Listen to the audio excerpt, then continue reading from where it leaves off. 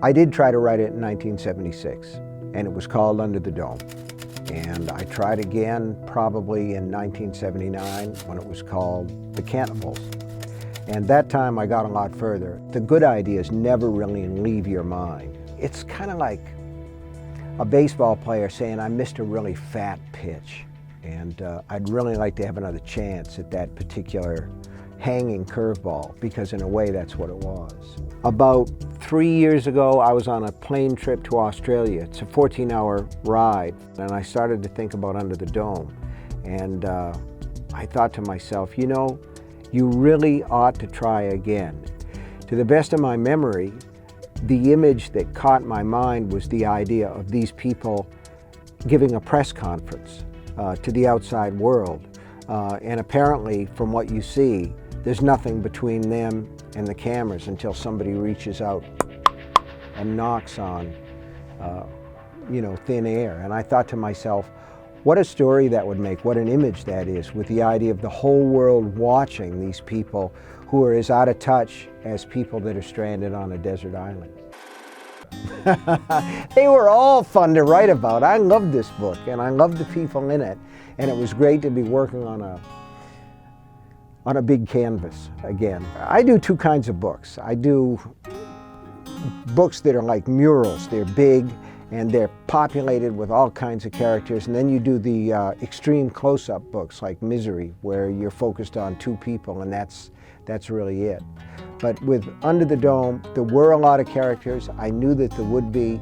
I let them grow and I let them propagate, if you will, until they were everywhere. And I just absolutely loved every one of them. And I think if you're going to write a book that people are going to love, you have to love the people in the book when you're writing about it. You just can't phone it in.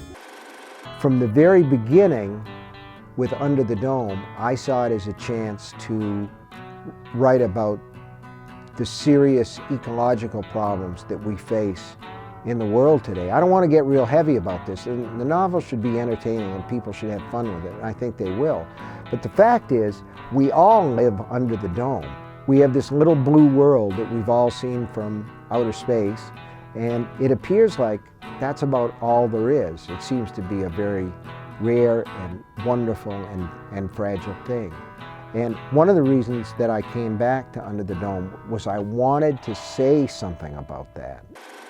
In small towns, we think we know everybody else's business, but everybody holds back. There's a saying that people have in Alcoholics Anonymous, which is, you're only as sick as your secrets.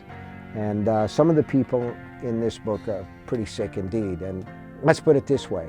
I think readers are going to be engaged, but I don't think they're going to be totally surprised by some of the things that people are holding back, because we have them in our own lives. One of the great subjects of fiction, particularly fiction that's in the long form, is why do people do what they do under stress? And in that sense, you can see any novel as almost like a test tube case, where you say, what happens to ordinary people in extraordinary situations? How do they behave? Do they rise to the occasion or do they not?